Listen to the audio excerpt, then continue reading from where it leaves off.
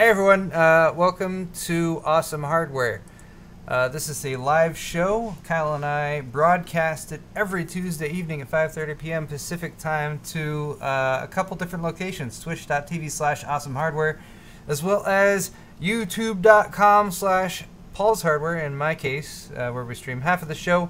You're watching the second half of episode 110, so 110-B. If you missed the first half, it's on Kyle's channel, aka Bitwit, and the link to that should be in this video's description, so check that out. Thanks to all of you guys who are watching us live. If you're watching us in the future, it's okay. All of the stories and everything that we're going to discuss today is linked down in this video's description. Hopefully at some point some kind soul will also create timestamps for us as well, so we can direct you guys to the stuff you most want to hear us discuss. We've already been streaming for an hour, which means that we've been drinking a few beers. We might use language of a bawdy or distasteful nature, so bear that in mind occasionally. See, like Kyle's demonstrating right now. And as I already mentioned, we drink a few beers. Right now we're enjoying some Cali Cream and Vanilla Cream Ale from Mother Earth Brewing Company. Just refilled. Cheers. So cheers, brah. Cheers to Kyle. Cheers to you guys. Thanks for being here. Cheers. Mm-hmm. You're one of us now. And we're going to continue our discussion of the tech news of the day. Just to bring everything full circle, we've also been enjoying some Dragon's Milk, which was a porter, which is 11%. Stout. I'm sorry, a stout. A stout, which is 11% alcohol by volume. I'm feeling it now. And yeah, that's a heavy hitter. It's a heavy hitter for how sure. That goes. All right. Couple things. If you want to help support our channels and the content that we produce and the things that we do, you can buy some stuff on our stores. paulshardware.net is my store, and you can buy shirts, mugs, and pint glasses. They're all laid out right there. All very high quality stuff. I do not sell you guys garbage. It's good. It's good garbage. They're good things. They're very positive reviews. Yep. So yeah, buy some of that. It's a great way to help support us and get yourself some nice merch at the same time. bitwit.tech/store is Kyle's store as well. I feel like my store is way more sexist than yours because I don't offer women's t-shirts. Yeah, Kyle doesn't have women's t-shirts. I have the misogynistic store. He hates women. If you hate women too, and buy from my store, which is a terrible business model. Yeah, that's a really bad marketing, bad marketing of... ploy. I love women. I'm married to one. Yeah. And you know what? I'm so glad I married a woman and not a man. Well, that's how much I love women. I mean, you know, not that that's a bad thing. No, it's not. I'm just saying, for me, like, that's my personal testimony. Like, I married a woman. She's cool. She plays games. She makes me food. I've never met a man who did that for marry me. a woman who loves video games, and if you love video games too, it'll be a wonderful bonding opportunity for all of you. Confucius says. I'll highly recommend that myself. Yep. All right. We ended the first half with tech news. We're going to continue it with more tech news. So let's delve right into that.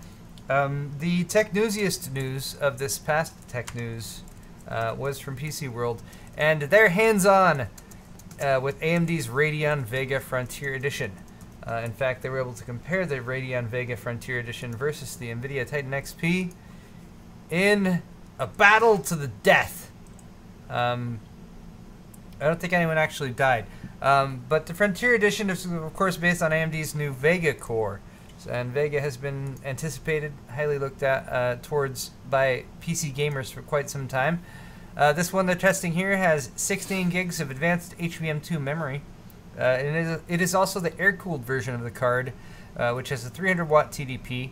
The liquid-cooled version of the card, which has also been teased but isn't available yet, is going to have a 375-watt TDP, so we can assume that has even higher power delivery requirements and that kind of thing.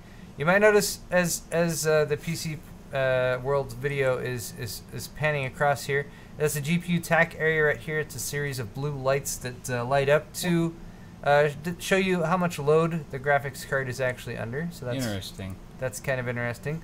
It has a light up R logo on the corner, lights up in yellow. What do you think of like the new color scheme? Like they've gone like sort of blue and gold type of blue and yellow. Blue and gold.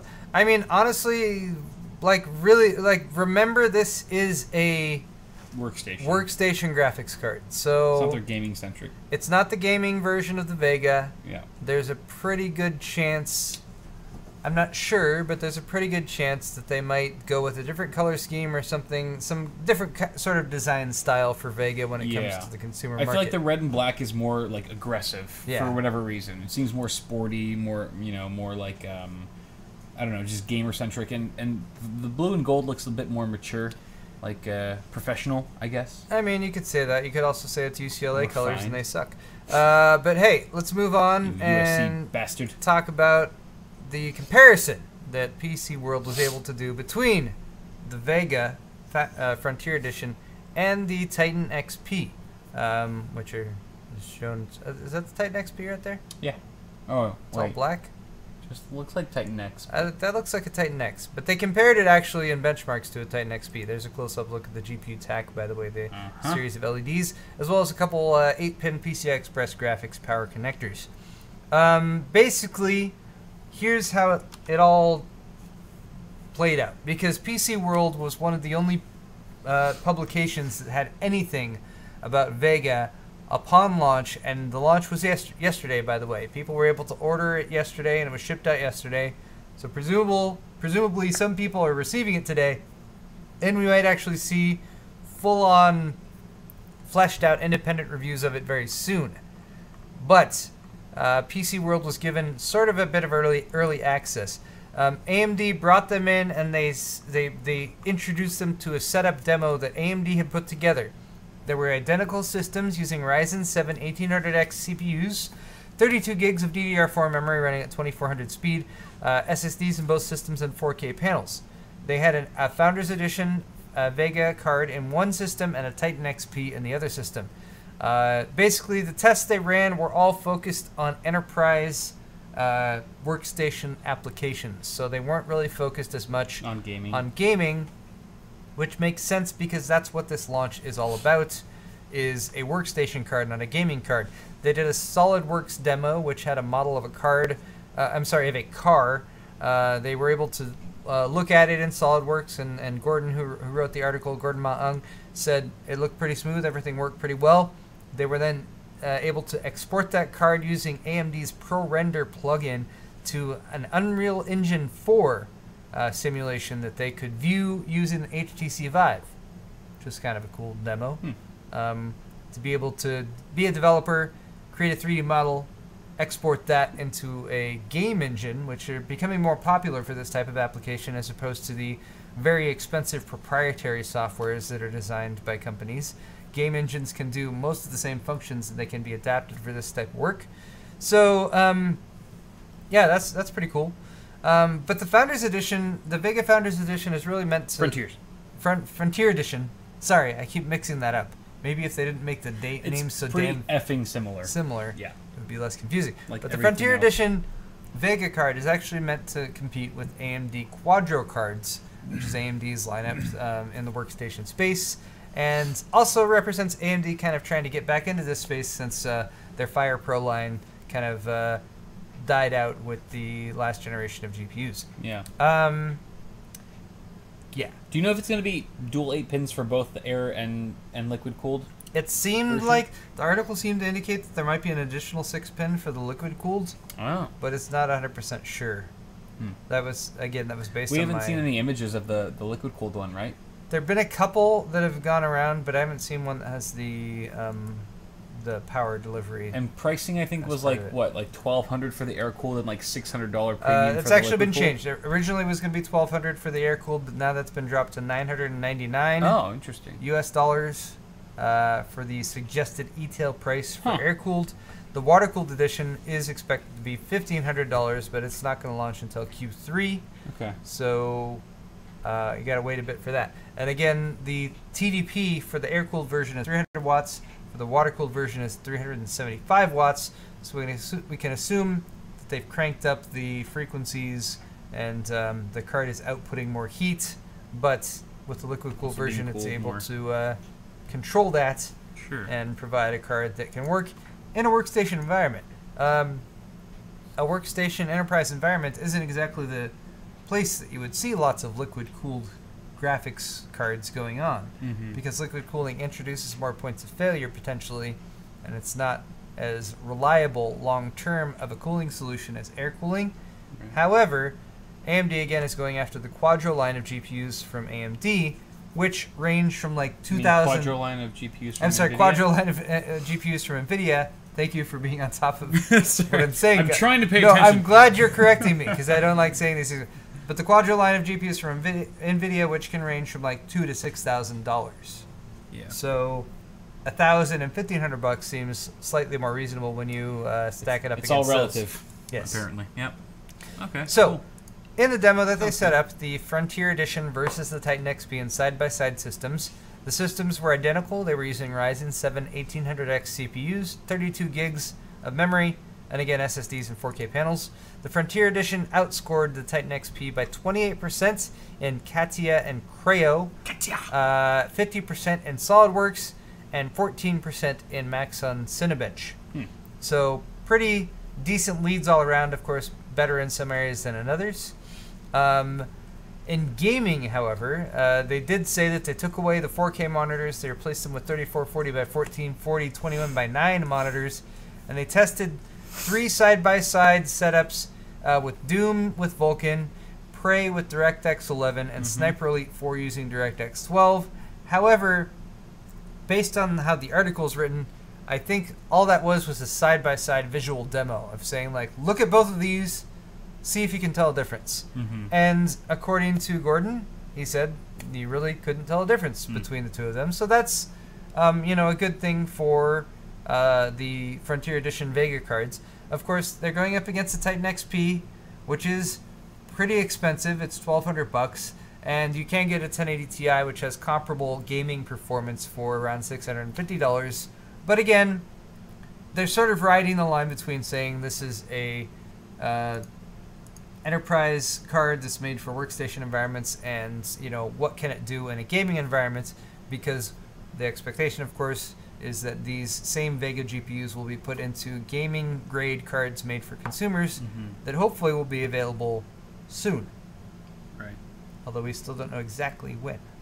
There have been a lot of sort of early leaks with Vega. There have been some cards out in the wild that have been tested, and there have also been the Vega Frontier Edition cards that have been tested in the wild, not necessarily as part of this demo, that have shown varying levels of performance. Now, Gordon, who is personally a reviewer who I trust and have been reading his stuff for a really, really long time, he said that the drivers are still being worked on for consumer Vega, and he still firmly believes that the Vega GPUs, or at least the Vega GPU in this implementation, the full-fat Vega with HBM2, will be faster than a GTX 1080 and probably closer to the performance of a GTX 1080 Ti. That's exciting. Which is good to hear. Yeah. But yeah. The cards started shipping yesterday, so again, we should see actual full reviews of them coming very soon from people who actually ordered them. The distribution to the tech press was a little weird this time around, but again, it's an enterprise card, so it's hard to say. AMD seems both to be being somewhat careful with this launch, but also I think the emphasis on the performance in the enterprise space, I think, is a little bit more specific because they can compare it to Quadro cards that cost a lot more. Hopefully we'll see more refinements when it comes to the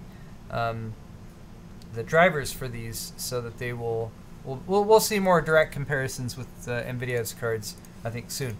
Ryan Smith from Anantech said that he has had lots of people ask him, and they did not receive a Vega Frontier Edition sample. And as far as they know, no one was. AMD's very much a stickler about that sort of thing. Like if they know that you're a review site that sort of caters to the gaming demographic, they won't actually provide you a review sample of a workstation graphics card, even though it might be really good for gaming, because they don't want the reviewers to deliver content about that card in such a light that paints it as a gaming GPU.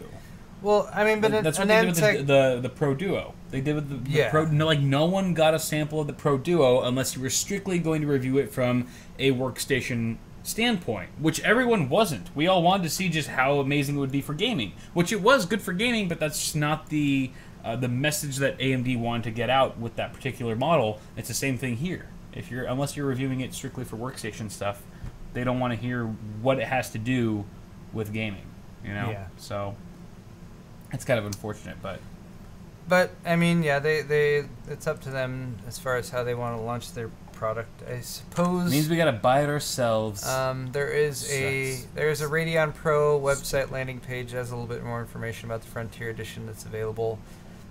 All the donation money that I've received today is going straight to a Frontier Edition Vega card. If you click the buy now, oh my god, it's $1,000. Yeah, maybe on not. Newegg, it's $1,000. I think there were that many donations. And you can pre-order it. It's weird. It says it's available today, but then on Newegg it says the release date is 6/29, which isn't for 2 more days. I don't know. What's going on? Apparently, some places had it available for actually today. Yep. I just closed the thing and I didn't mean to close it. Damn it! It's okay. It's okay. Where did it go? Oh, here it is. Hold on. Sorry, one moment.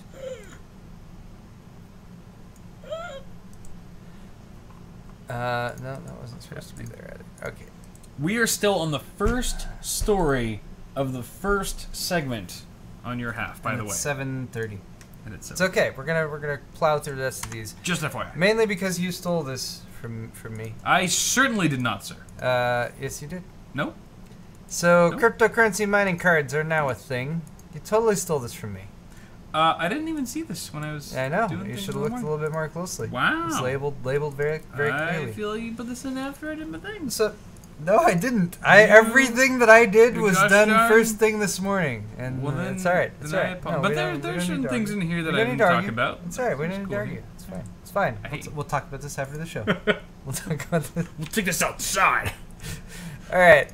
Cryptocurrency mining is going pretty crazy right now due to the price of Ethereum, as well as several other cryptocurrencies that are resistant to ASIC mining, application-specific integrated circuit, which makes what killed consumer GPU mining for stuff like Bitcoin. Since Ethereum prices have gone up, and since GPUs from the consumer space are the most effective way to mine that, they've been sold out everywhere. They sold out the AMD cards several weeks ago, if not a month ago, and the NVIDIA cards, since they're becoming slightly more viable to do this as well, have started following suit. The follow-up to this is that Asus and Sapphire are now going to be releasing Pascal and Polaris-based cryptocurrency mining cards. Pascal being the NVIDIA side, Polaris being the AMD side.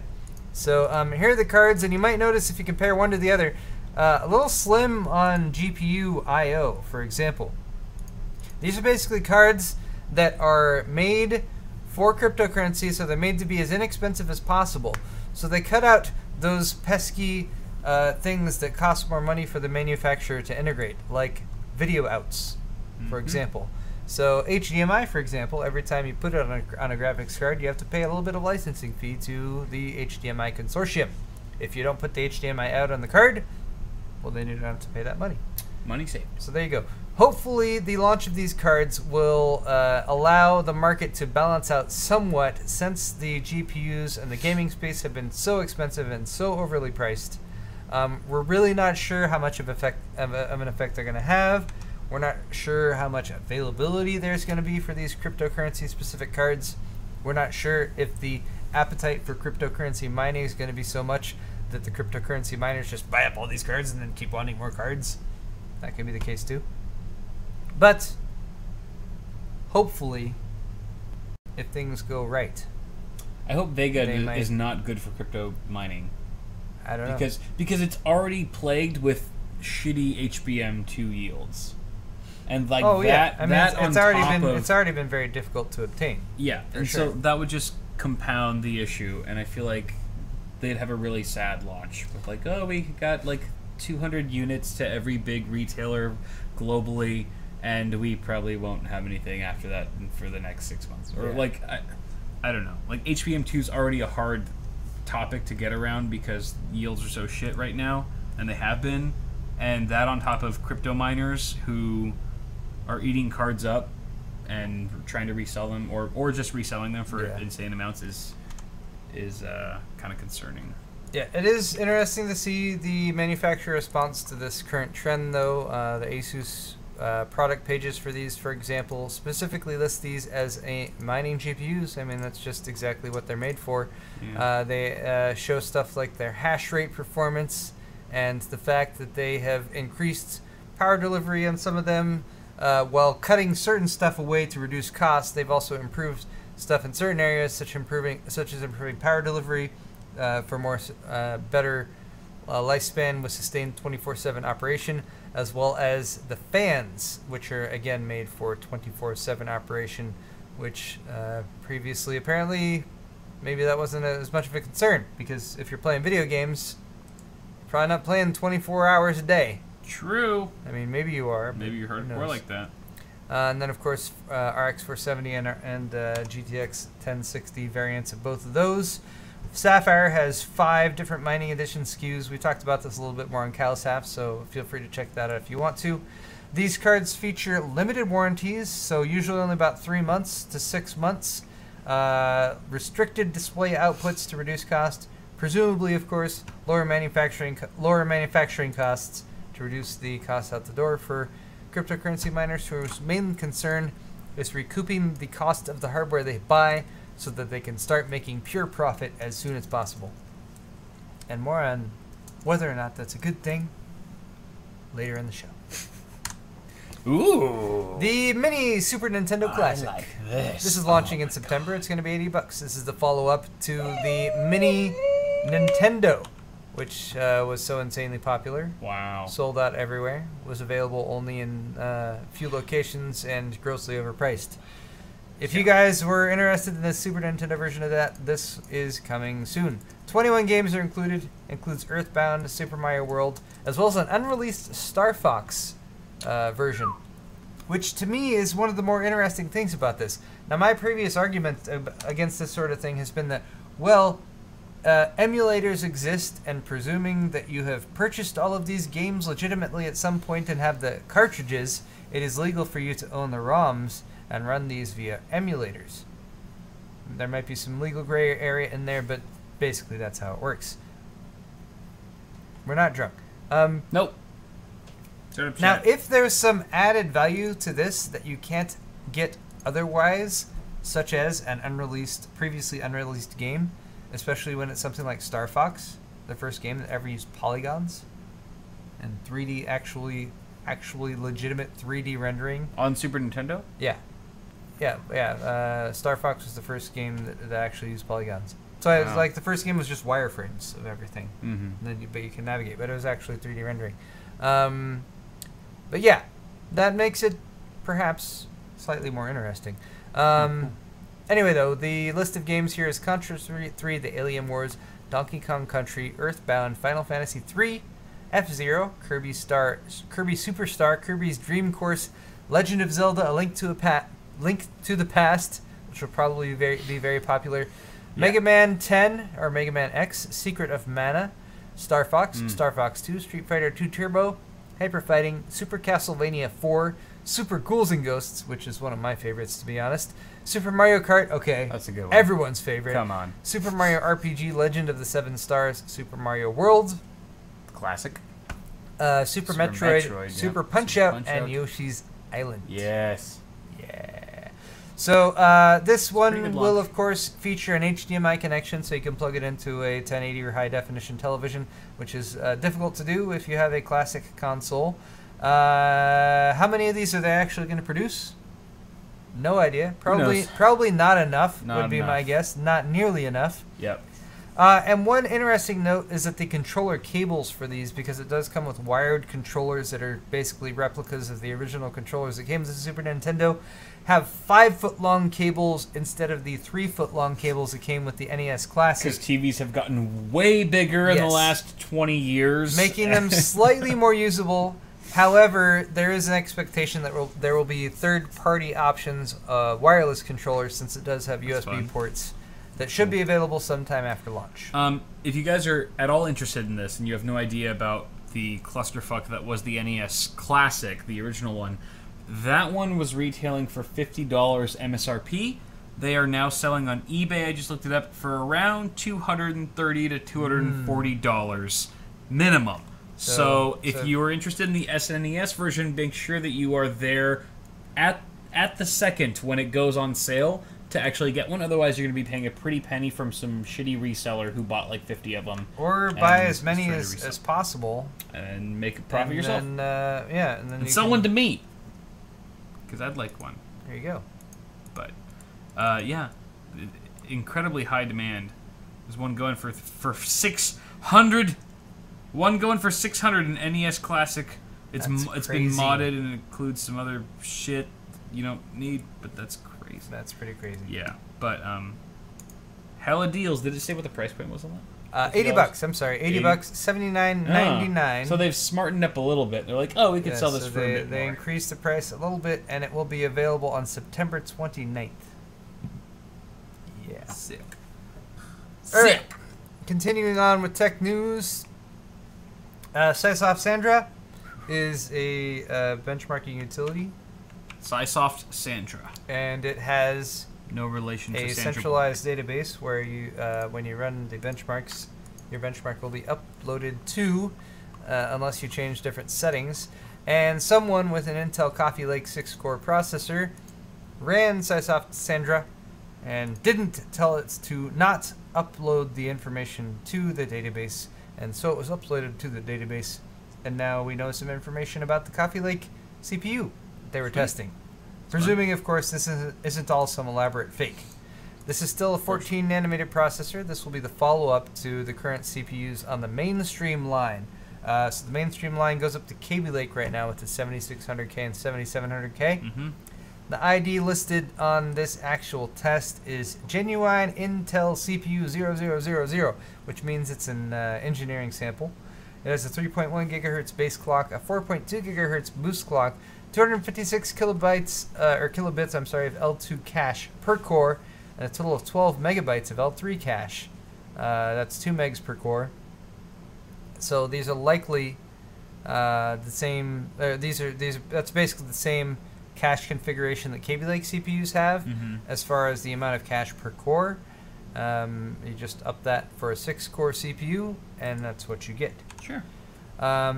This would be a highly refined 14-nanometer node-based CPU. This is like plus 14 nanometer plus. So 14 nanometers was what Haswell did, and then Kaby Lake did. I'm sorry, what Skylake did, and now Kaby Lake, and now Coffee Lake. So 3 different variants, all on the same node. The die size would be 149 square millimeters. And interesting note from the article is that quad-core parts won't necessarily be cut down, or variants of that 6-core silicon with disabled cores, but would actually be a separate 126 millimeter die. So they're actually manufacturing both of these separately with different wafers. Interesting. The Geekbench scores, that's actually the follow-up to this. SiSoft Sandra actually leaked earlier on June 22nd.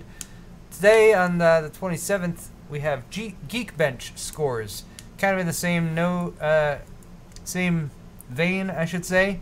Geekbench scores uploaded in the same basic way. The score was 4,619 for the single core score, and 20,828 for the multi-core score. That would actually be pretty comparable with AMD's Ryzen 5 1600X 6-core CPU, which is a 6-core 12-thread processor, which would theoretically be about the same as far as core count and thread count to this Coffee Lake CPU. But we should point out that the 1600X score would be at 3.6 gigahertz, which is the baseline for that base clock, whereas this Intel CPU that was being tested had a base clock of 3.2 gigahertz. And we, of course, don't know what the entire lineup will have. This might be a lower-end CPU with a lower frequency. There might be a higher frequency base clock Coffee Lake CPU that might be able to outperform Ryzen at a higher frequency. Are you sure 3.6 gigahertz isn't the boost clock for the 1600X? That's a base clock. That's a base clock. They're testing all of these across all cores, and when all cores are under load, it's just going to run its base clock frequency. Gotcha. Typically, the turbo frequencies from Ryzen and Intel, or only when it's running on like 1 or 2 cores, unless you overclock it to tell it to run all cores at that higher frequency.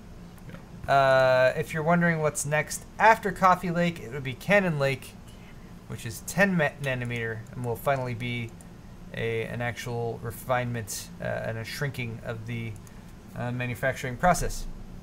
Okay. That would be what, 10 nanometer?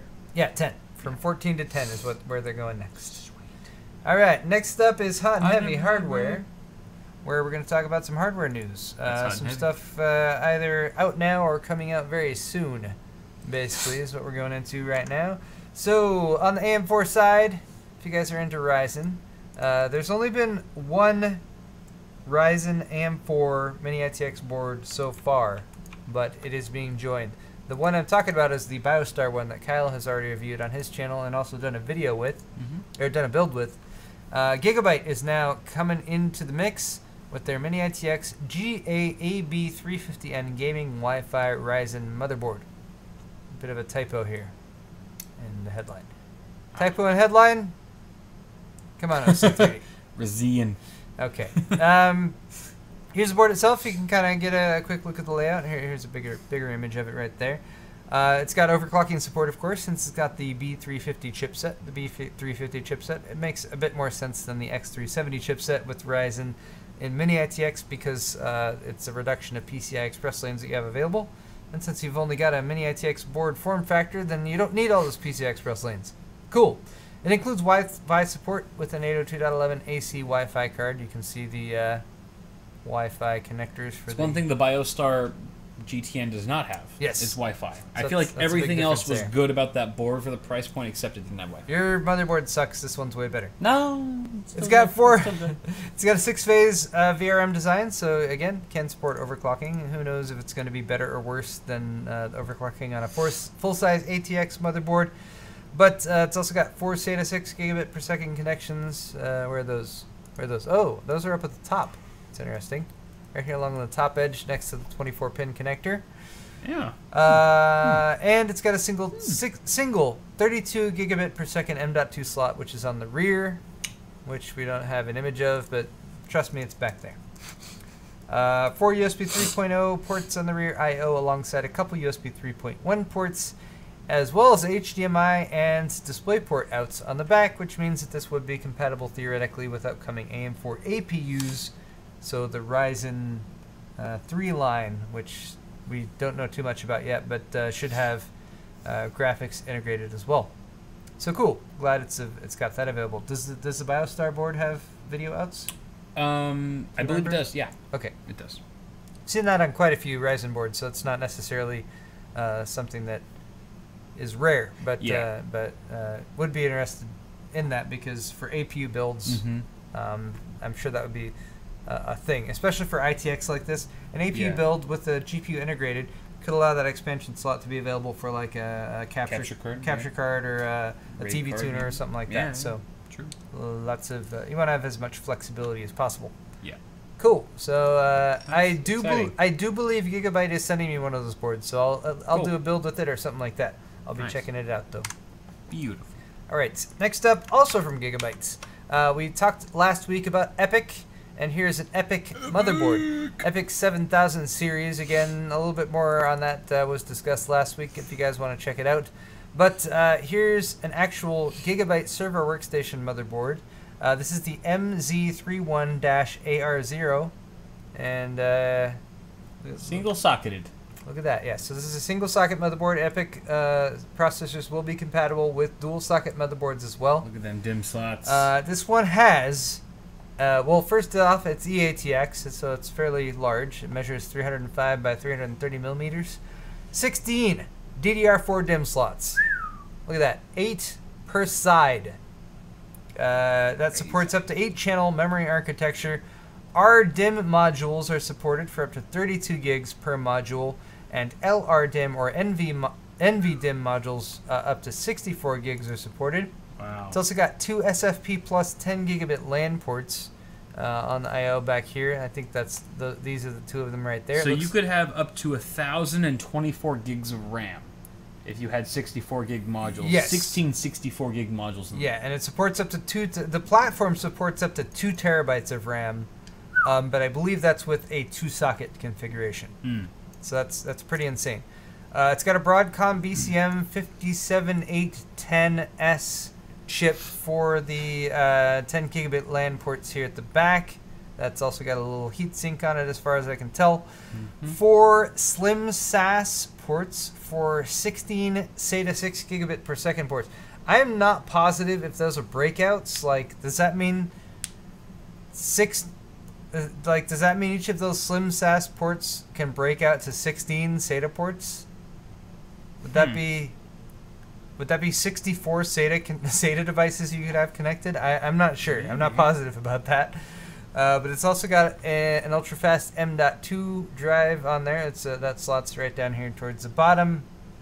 PCIe Gen 3x4 interface for that. And up to 4 PCIe Gen 3x16 slots over here for the I.O. or for the PCI Express expansion. And 3 PCIe Gen 3x8 slots. The shorter ones are the ones that don't have all the pinouts on them. Now, potentially you might have, depending on the length of your GPUs, you might have some conflicts with the memory here. I was going to say, yeah. So bear that in mind. But in a workstation environment, you're typically not quite as concerned with the massive, like, triple slot fan cooler GPUs that you would expect in a gaming environment. So yeah, probably less of a concern. Also, it seems like those lower slots wouldn't have conflicts. So true. There it is. Beautiful. Epyc board. Pretty epic. Kind of cool to go over that. Epic to say the least. All right. Intel just today launched, or at least an embargo lifted for an Intel SSD, the 545S series. The model that went out to reviewers, and this review from PC Perspective is by Alan Malventano, was the 512 gig version.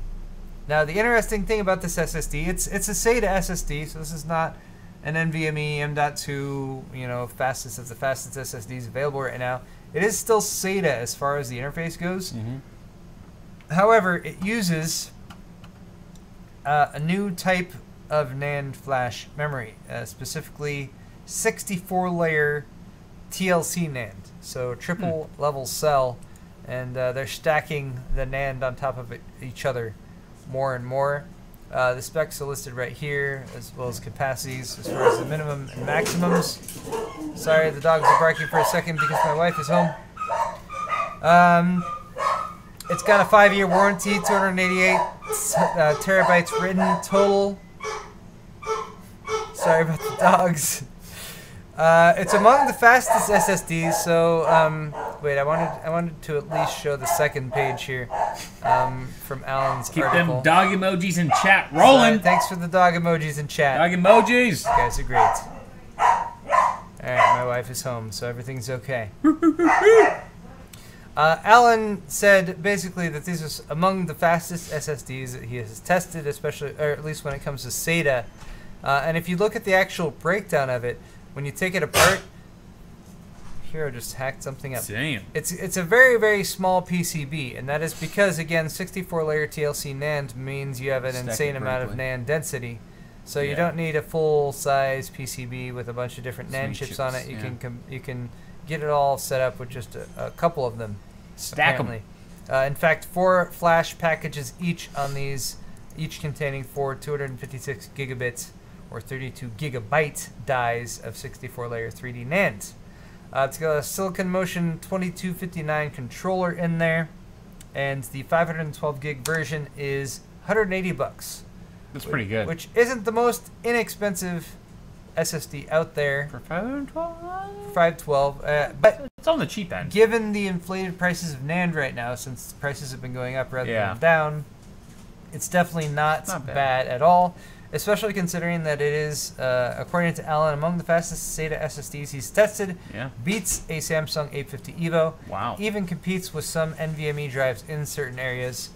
And Alan has a new series of tests he's doing on storage drives, and I've barely been able to get into it, which is why I'm not going into more detail.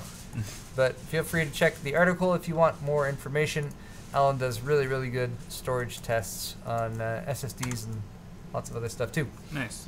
All right, Biostar has a new TB250 BTC Pro motherboard. We talked a little bit about Bitcoin mining, well, I guess I should say cryptocurrency mining on Kyle's half of the show. Biostar is catering to that audience with this specific motherboard. It's a B250 motherboard, which means it supports current Skylake and Kaby Lake processors, which means you can slot in a very inexpensive Celeron or Pentium processor, which seems to be the go-to for Bitcoin miners, because the concern is not really with the CPU performance. This concern is with the GPU performance and how many GPUs you can connect up to a single board. So look at the configuration of the PCIe on this. You basically have a single by 16 slot, and then you have 1, 2, 3, 4, 5, 6, 7, 8, 9, 10, 11 little by 1 slots that you can... Get some riser or some ribbon cables, right, so you can to extend it out. Use adapters to... actually, these little adapters that they have here with what looks like... USB... Are these... These look like... I don't know. These might even be DisplayPort cables. I'm not positive. But they're just wired up for PCIe lanes, and you can use those as risers to plug in your actual cards with adapters that I would assume come with the board. But yeah, usually most motherboards, miners can only place about 6 GPUs on the motherboard. This one allows you to connect up to 12 without short-circuiting due to a specific design that they have made for this motherboard that only works for cryptocurrency mining. It is apparently completely useless in any other configuration. Yeah, pretty much almost useless outside of mining. But there it is. For anyone who's been looking for a crazy, over-the-top board. And especially if you weren't very enthusiastic about this, Biostar's also been doing some designs for AM4 crypto mining. These actually can only support, I believe, 6 or 7 GPUs. But these make a lot less sense because... if you're investing in Ryzen, like the cheapest Ryzen 5 CPU is $160, $170 bucks. And that, supposed to like sub 100 with Intel. Yeah. So it makes a lot less sense. And also these aren't outfitted with the crazy amounts of PCIe slots. So, so Bitcoin miners are probably going to go for those first options first. Yeah, I would imagine. Cool. But speaking of Bitcoin mining, Kyle, let's have a debate here. Let's gonna hash things out. Yeah, let's go into sword fight. All right, let's do it. Sword fight's next. We're burning through my half of the show. My half of the show is so much more efficient than your half of the show. That's because it's less interesting. You're right. It's way less. It sucks. I have less to talk about. So cryptocurrency. I don't know. Aliens. I don't know. Aliens. Is it a good or bad thing? That's the question we're gonna ask her. We're asking right now. So all right. So let's just show people. Here's the straw poll. We'll share this with you guys in chat. Cryptocurrency is currently, right now, causing crazy overpriced graphics cards. Yeah. And I need to paste in the right thing. Crazy overpriced graphics cards, which means that if you want to buy a graphics card and build a gaming computer right now, you're going to pay a lot more money than you would have otherwise. True. Unless you're spending $600 or more. Those really high-end GPUs haven't inflated too much so far. You're going to pay 150%, 200% of MSRP. And this is because mining or using the GPU horsepower to complete calculations that allow you to gain more cryptocurrency, put simply, has become more popular. The cryptocurrencies such as Ethereum that are currently popular are very resistant to mining with ASICs or application-specific integrated circuits, which are the extremely power-efficient little chips that came out after Bitcoin became really popular for Bitcoin mining, and basically made it so that mining with GPUs became a thing of the past, because why would you mine with a GPU, which is inefficient, when you have these ASICs you can mine with? Now we have new cryptocurrencies. You can't mine them with ASICs. You can mine them with GPUs. In some situations, depending on your situation with getting electricity, you can buy a graphics card, mine with it for 2 or 3 weeks, pay off the price of the graphics card, and then just be making pure profit after that point. Sure. But there's a blowback to this. It's made it much more challenging to build a gaming computer because all of the reasonably priced gaming GPUs are no longer reasonably priced. You can also just sort of view the current cryptocurrency market right now. This is from coinmarketcap.com. And you can see Bitcoin right now sitting at a price of about $2,500. And Ethereum right behind it, at least when it comes to market cap. And you can see this is the total value of all of the Bitcoins that's out there right now. It's about $41 billion for Bitcoin. It's about $25 billion for Ethereum. The price per Ethereum coin, I don't know if each individual unit of Ethereum is called a coin or not, but it's about $278, and that's actually a bit down. It peaked at, I believe, close to $400. So the market cap is how much money is floating around right now. Yeah, so right. As all of the Ethereum miners continue to mine Ethereum, they make more Ethereum, and based on the current price of Ethereum, that adds more to the market cap. Right. You can sort these by price, for example. So, like, if you want the most expensive cryptocurrency, you want Project X, apparently, which is $350,000. But 23 Skidoo is 29,744. Or you can go for 23 Skidoo, about 30,000 per. I don't know how to mine those. I don't know how to mine any of these. Anyway, point being, what's the upshot to this? Is this a good thing? Is it a good thing? Is it a bad thing? Do you want me to go first, or you want to go first? Why don't you go first? Okay, I'm going to say cryptocurrency mining is a good thing on gaming GPUs, regardless of the GPUs, because we've already got crypto mining specific cards on their way. So eventually that whole issue will be hopefully taken care of, where you won't see as much of a shortage with the gaming-centric GPUs. But I think overall cryptocurrency mining is a good thing for just society and for our community as a whole. I feel like all of a sudden we have this like incredible, groundbreaking way to make money, and it perfectly caters to the average tech nerd. It's like you have to build a PC, you have to buy a bunch of graphics cards and set it up.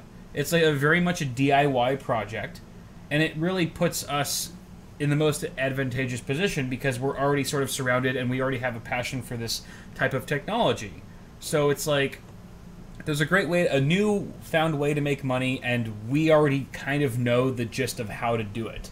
Like versus like the average, like any of our parents who might be all of a sudden like watch, a big spread on the news about it and like want to get into it. Like they have a lot further to learn, a lot further to go than we do, because I feel like we're already sort of at the forefront of where that technology starts.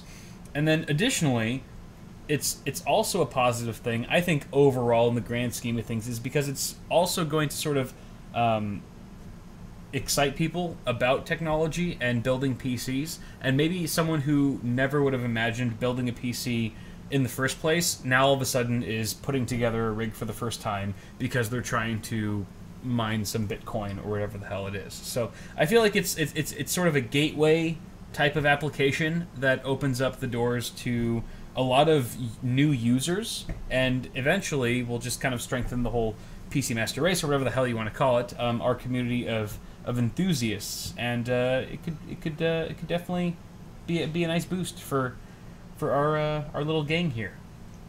I think it's cool. Okay. I think it's cool. I gotta go for option 2. It's a bad thing. You're wrong. First off, it's not opening the door to new PC users, because anyone who wants to get in on this is looking at prices that are ridiculously inflated and make no sense for anyone who wants to dive into it right now. If you didn't get in on this current Bitcoin mining craze early and happened to pick up your GPUs at a point when the prices weren't ridiculously overinflated, then you're in a really difficult position. I'll also point out that, alright, I don't want to hate on Bitcoin miners. I'm sure there's a lot of you guys out there. But if you're not Bitcoin mining with renewable energy, I think that's kind of a crappy thing. That's part of the reason I'm not Bitcoin mining. We're in Southern California. I already use too much energy as it is. I have tons and tons of graphics cards that I could plug in and start mining. but the amount of money I would make from the coin mining, whether it's Ethereum or otherwise, would be offset by the amount of money I would have to pay for the electricity. And we're not in a renewable electricity situation here in Southern California. If you're somewhere where you have support from hydropower or wind power or solar power, then you know, more power to you. Haha. Go for it and keep doing your thing. However, I would also point out just one of the fundamental issues with Bitcoin mining and coin mining in general is that I don't want to dive too much into economics, but the only reason any of this crap has any value is because people agree upon it. It's a made up thing, and it's only because enough people have gotten around and said, yes, I think that has value, that it has any value. Really, there's no functional value to it at all. It's not backed up by something like precious metals or something that's actually a exhaustible, limited resource, which in the past is what has attributed value to things like, you know, stuff that's scarce, like gold or that kind of thing. So the fact that it is basically built up upon a cloud of hopes and dreams of people who think that these things should have money, or these should be worth money, makes me think, you know what? I don't trust it, and you shouldn't either. Okay, there we go. Let's just give all of our money away, since it is, you know, just a social construct. Yeah. I'm going to just dump my money, dump my entire wallet on. I would get more into that. I was going to dive into like Wall Street and stuff like that, but I don't want to go that far. Okay. Results. It's a bad thing. I win, Kyle. It's a bad thing. Boo! In fact, almost half of our audience thinks it's a bad thing, because probably more of our audience is into building gaming computers than they are actually. All these crypto miners are taking our shit. We have 18% of people, 65 votes, that are saying it's good, and then just above that, 20% who are still pissed off that Dogecoin never took off. What's Dogecoin at right now, actually? It's not even on the top 10 list. Doge. My goodness. There it is, Dogecoin. Dogecoin is currently worth $0.002538. Wow, per coin. Although, look, that's pretty sad. As with everything, just in the past couple months, like the Ethereum boom has caused like all of the cryptocurrency to go up to some extent. To some extent. Still not quite anything near its peak of 0.001886. Still really low. US dollars per Dogecoin. We all look back fondly on those times. Okay. There it is. Yay. Okay. Never forget. So that is pretty much all of my prepared stuff for today. Oh, no. Wait, is it? Yeah, it is. Yeah. That was Sword Fight. Okay, so we have a few donations and some Q&A to go over. So starting with Des Jones. Yeah. $5. Fun news, guys. Talked to EVGA rep a few days ago, and it seems they will be releasing a GTX 1080 Ti Hydro Copper. No ETA, but at least it was confirmed. I believe them. I'm sure that would be a really nice card. Hydro Copper means that it's going to have more copper, yeah, I think that more heat conductivity. I've seen a couple teases of that one. Yep. But yeah.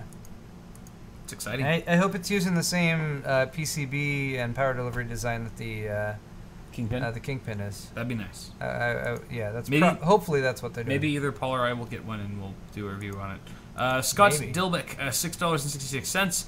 Hearing super metal makes it worth it. Is it just me, or is 50% of the time one of your hands are on each other's thighs? I cannot. My hands are usually visible. You're right. So you can't see what's going on. That's true. I mean, so you can see. Something of mine is on Paul's leg, but it's not my hands. Moving on. Thanks for your donations. Andrew Subler for the $5. Paul, what would be a good name for a black and white PC with mostly white and white LED fans? Was thinking winter is coming. Something Game of Thrones related. How about Snowblind? Snowblind! I like that. That's a book. Snowblind. It's a good book. At least an audiobook. I listened to it with my wife. I like it. It's good. Sneeve N for the 10 British pounds. Hey guys, love your show and videos. Not very practical to watch live in UK though. Yes. I would imagine. Wanted to ask a question last week but fell asleep. that's our bad if we are not entertaining enough to keep you conscious. Question to follow in the next messages. Beautiful. Thank you very much, Mr. Sneeve. Let's jump to that. Okay, best bang for the buck Vive rig for daily VR gaming, not only to gaming only and to have good experience. i5 or i7 or Ryzen. Any benefit to having anything better than a 1070? Not considering the insane prices at the moment. Right now, a 1070 is probably your best bang for the buck. Again, not considering the insane prices at the moment. That's probably also what you're gonna have a better option of finding at a reasonable price. Yeah. If not that, then go for 1080. And as for Ryzen, you can get by with an i5 for sure, but if you have the option, I would go for an i7. Yeah. I'm sorry, for a Ryzen 7. For Ryzen, yeah. Yeah. As far as the Intel CPUs, when it comes to price to performance, I would lean towards Ryzen. You might get a couple ticks faster game performance with the Intels, but more cores for the future. Yeah, and that seems to be where it's going. So there you go. Misguided Panda for the $5. Don't you skip Tech Kirch? Sorry, Tech Kirch for the $10 donation. Thank you both for that amazing birthday shout out. Oh, Here's you're welcome. your cut, Paul. Question time. My PC will only post with RAM and single channel. Advice: the Z170AR motherboard, 16 gigs of Trident Z RGB kit with an i7 6700K. It could be that you have a bunk or a bad DIMM slot.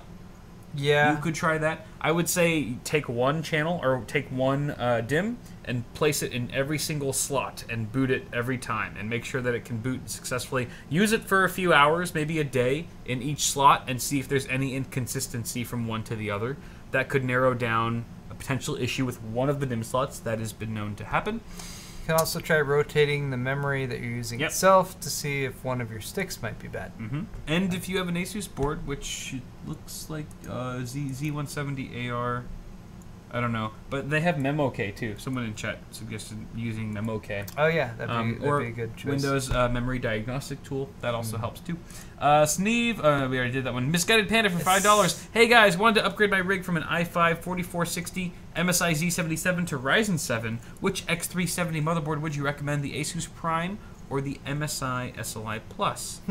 I like Asus boards.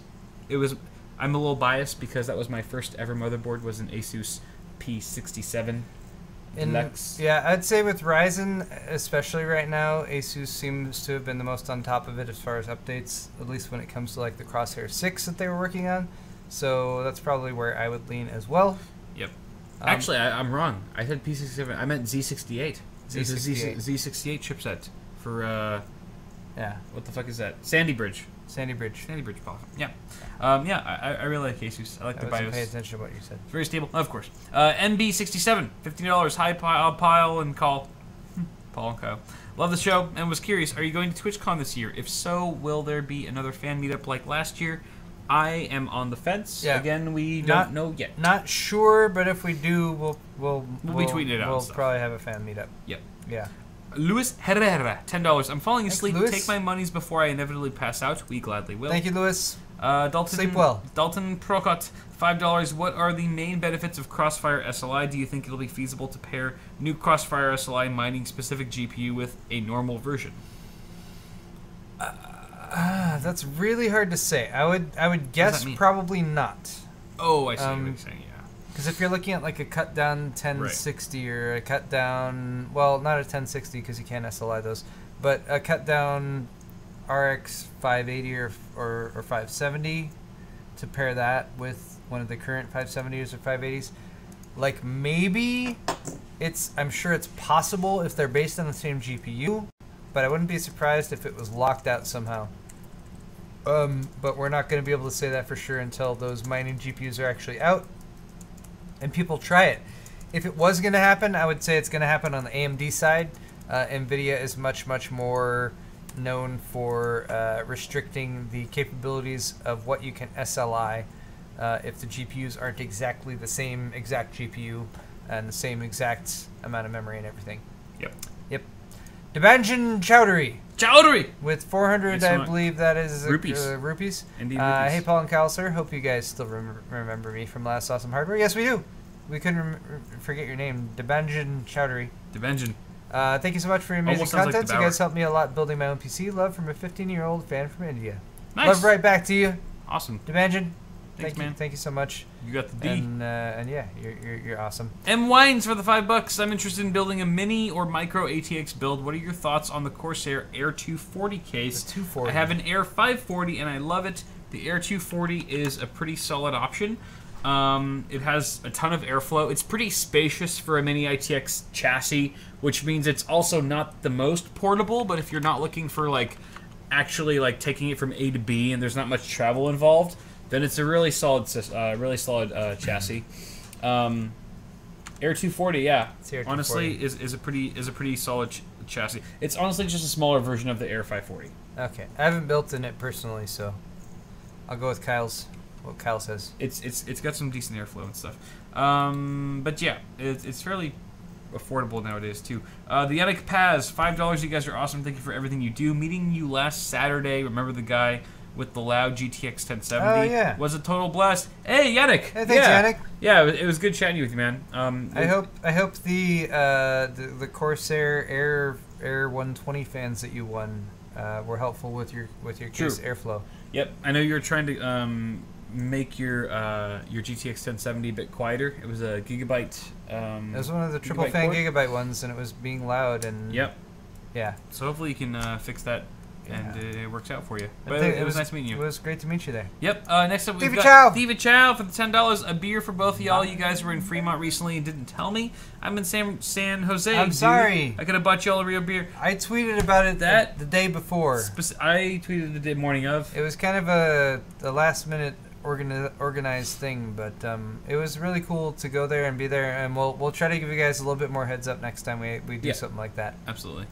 Sneven, five Great British Pounds. Thanks for the answer, and no, you guys are not boring. Last week, fell asleep approximately 10 minutes before the show started. Oh, okay. And then yep, that's good. Yep, we don't have a pre-show, so I'm okay with that. Nate Penny, $5. Do each of you have a 9-to-5 job, or are you full-time reviewers / tech gods? Love your channel.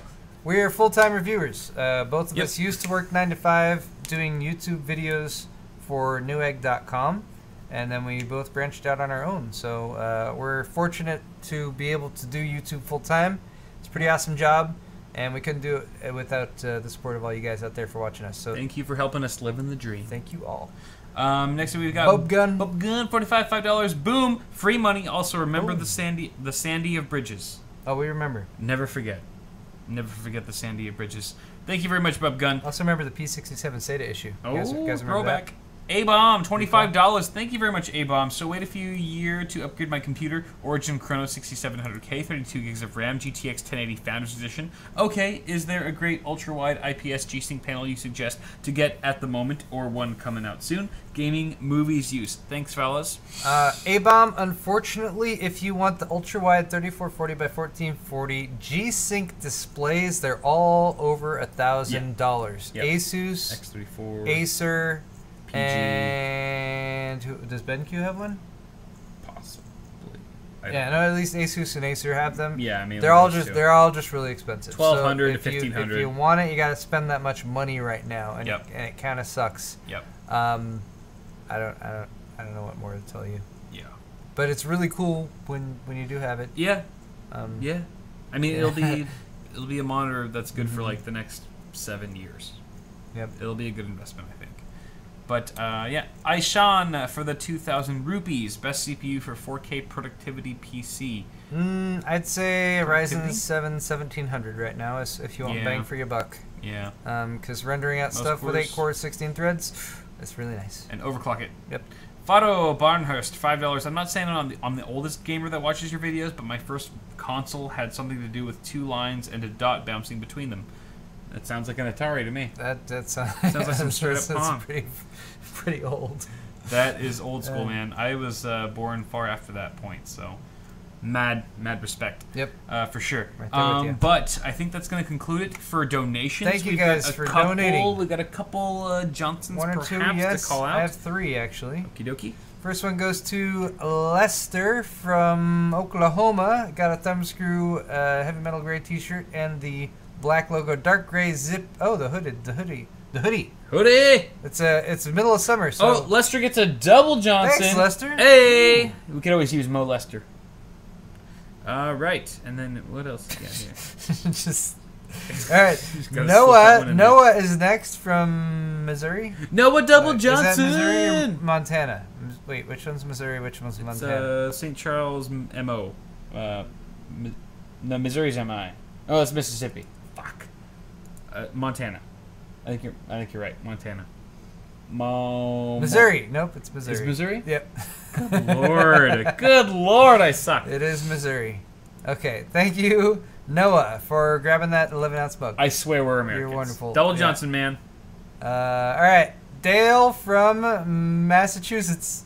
Right? That's Massachusetts, right? I don't know. You're on your own now. No, I ain't looking. Massachusetts. Yes, I was right about that one. Anyone that starts with M, there's like too many options. I got a Johnson for Aaron really quick. Aaron for picking up an Evolution shirt, Thank you, a CPU Aaron. cooler shirt, and a frickin' ceramic mug. Thank you very much, man. Wonderful. Per shirt. All right. That wraps it up for me. One Johnson shout out I to have one Craig. More. Mr. Craig, thank you very much, sir. I missed one. Love you, and Aaron's a double Johnson. Aaron from Utah gets a double Johnson. Thank you, Aaron. You get a double Johnson to you. Double Johnson. All right, wonderful. And then one more for Dale. More. Hey, Dale. Mr. Dale. Thank you very much, Dale, Dale. from Main Street in Clinton, MA, Massachusetts. There we go. Yep. Alrighty. Just confirm that. Twitch raid? Yes. If you guys are watching live and you'd like to do a Twitch raid and go over and tell someone from Twitch that we sent you to them, go to twitch.tv/firecrow. Firecrotch. Oh, Firecrow. Firecrow. Firecrow. Crow. All one word. Not- Firecrow. Not the general. Tell Firecrow that we sent them your way, Yes. and hopefully they'll get a nice raid going on there. Thank you guys so much for watching Awesome Hardware this week, though. We'll be back next week, of course, with another live show. Actually, will we? It's 4th of July. Tuesday? Yeah. You're right. Are you doing anything? Not right now. I don't have a life, so I'm not doing anything. All right, I technically could do it, but stand by. We'll may or may not. We'll figure it out. We'll tweet. I think we should either do it on the 4th of July or maybe like the next day if we're busy. Yeah. We'll do it one way or another. We'll tweet and let you guys know for sure Keep you in how loop. that goes. Yep. But yeah, hit the thumbs up button if you enjoyed. And subscribe to our channels if you want to see more videos on stuff we talked about today. Stay cool. Bye, everyone. Thanks for watching. We're going to go have dinner. Oh, it's going to be delicious. Oh, my God.